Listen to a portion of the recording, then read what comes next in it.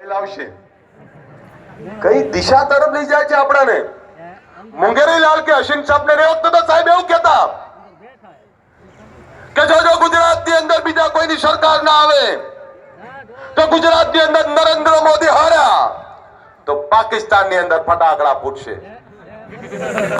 મન જવાબ આપો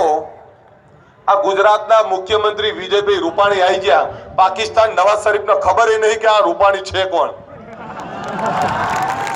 શું ફરક પડે મન કો મુખ્યમંત્રી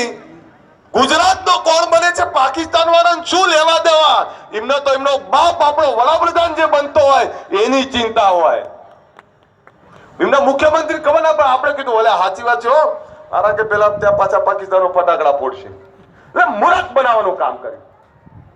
એમણે એવું કહ્યું કે ગુજરાતની અંદર આવો ટાટા મારુતિ હોન્ડા અને